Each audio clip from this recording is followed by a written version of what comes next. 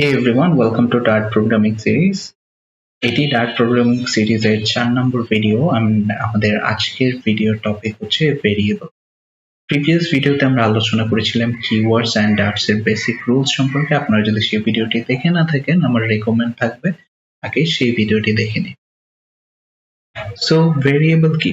Variable basically একটি নাম দেওয়া জায়গা যেখানে আমরা কিছু ডেটা বা ভ্যালুকে স্টোর করে রাখতে পারি। সাপোজ আপনার কাছে একটি বক্স আছে, সেটা নাম আপনি দিলেন এইচ এন্ড সেখানে আপনি লিখে রাখলেন 10। তো পরবর্তীতে আপনি প্রোগ্রামের যেই জায়গায় সেই এইচটাকে লিখবেন সেটা কিন্তু সেই 10কেই রিপ্রেজেন্ট করবে। অর্থাৎ ভেরিয়েবল হচ্ছে ডেটা রাখার জায়গা এন্ড ওইটার একটা সুনির্দিষ্ট নামও থাকতে হবে।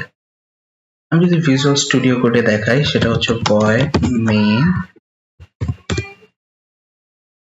দেন আমাদের যে কিওয়ার্ডটা ইউজ করতে হবে সেটা হচ্ছে var। এছাড়াও আমরা যে স্ট্রিং রয়েছে, স্ট্রিং, ইন্টিজার, বুলিয়ান, এই ধরনের ডেটা টাইপ ইউজ করেও ভেরিয়েবল লিখতে পারি, বাট আজকে আমরা var দিয়েই দেখবো শুধু var। দেন আমাকে দিতে হবে একটা নেম ভেরিয়েবলের, এন্ড এই ভেরিয়েবলের নেম আমি দিয়েছি age এন্ড সেটার ভ্যালু আমি দিয়েছি 10। এখন আমি প্রিন্ট করতে চাচ্ছি নেহা is 10 years old। আসলে এতটুকু পর্যন্ত বিষয়টি খুবই সোজা, কারণ এখানে একটি লাইন রয়েছে। বাট যখনই আমি এখানে অনেক নাম থাকবে, সাপোজ এখানে 5-6টা বা আরো বেশি নাম থাকবে, তখন কিন্তু আসলে আমাদের একটা সমস্যা হয়ে যাবে। সমস্যাটা কি হবে? আপনারা দেখতে পাচ্ছেন এখানে 10, আমি যদি প্রিন্ট দিই অবশ্যই সেটা আসবে 10 years old। বাট আমাকে এখন বলা হলো যে তাদের সকলের বয়স 10 না, তাদের সকলের বয়স হচ্ছে 20। তো আমার কিন্তু এই প্রতি জায়গায় যে আসলে পরিবর্তন করাটা সময় সাপেক্ষ ব্যাপার, এন্ড এটা যখন অনেক বড় বড় প্রোগ্রাম লেখা হয় তখন এটা আসলে করাটাও খুবই কষ্টকর বিষয়। তাই আমাদের এখানে সিম্পলি আমরা ভেরিয়েবলটাকে ইউজ করে থাকি, কারণ আমরা তখন সেখানে ভেরিয়েবল ইউজ করি।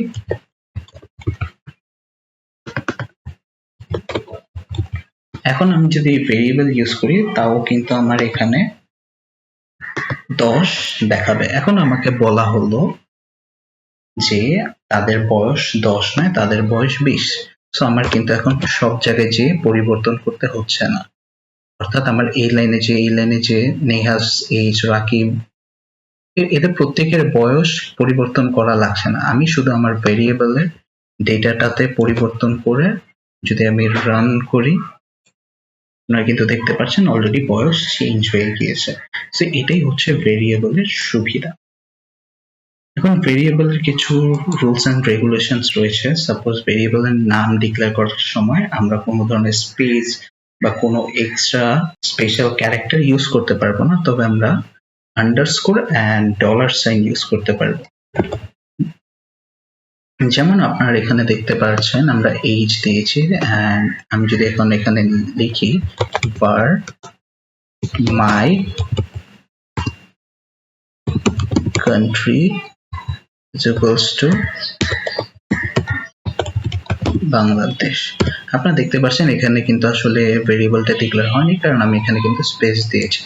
এই স্পেসের পরিবর্তে আমি যদি আন্ডারস্কোর দিই, এখন আমার ভেরিয়েবলটা কিন্তু ডিক্লেয়ার হয়ে গিয়েছে। দেন হচ্ছে কেস সেনসিটিভ। এখন আপনি দেখতে পাচ্ছেন মাই ভেরিয়েবল এর এখানে এমটা স্মল লেটার আর এই এমটা ক্যাপিটাল লেটার, এন্ড এই দুটো কিন্তু ডিফারেন্ট ভেরিয়েবল হবে। অর্থাৎ এখানে my country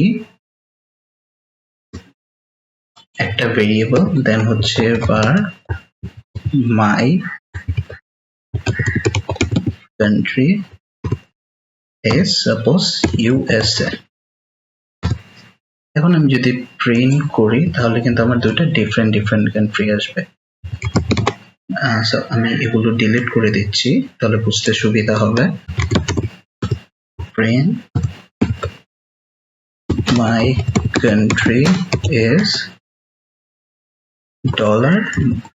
$my country। Then semicolon দিয়ে আমি যদি কনসোল ক্লিয়ার করে রান করি, না দেখতে পাচ্ছেন মাই কান্ট্রি ইজ বাংলাদেশ। এখন আমি যদি এই এমটা বড় হাতের দিই, আসলে আপনারা কিন্তু দেখতে পাচ্ছেন এখানে কিন্তু এখন বাংলাদেশের জায়গায় মাই কান্ট্রি ইজ ইউএসএ চলে এসেছে। তো এইভাবেই আসলে আমরা ভেরিয়েবল কে ইউজ করি, আমরা বড় বড় প্রোগ্রামে ভেরিয়েবলের ব্যবহার করে থাকি। এটা নিয়ে আমরা সামনে আরো বিস্তারিত জানতে পারবো যখন আমরা প্রজেক্টে কাজ করব। অ্যান্ড হোপস আপনার ভেরিয়েবল সম্পর্কে একটু বেসিক ধারণা লাভ করেছেন।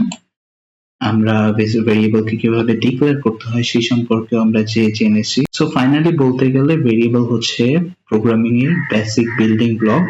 তাই এগুলো ভালো করে আমাদের প্র্যাকটিস করতে হবে। পরের ভিডিওতে আমরা ডেটা টাইপস নিয়ে আলোচনা করব। তাহলে দেখা হবে পরের ভিডিওতে। ভিডিওটি ভালো লাগলে লাইক, শেয়ার এন্ড সাবস্ক্রাইব করতে ভুলবেন না। ধন্যবাদ।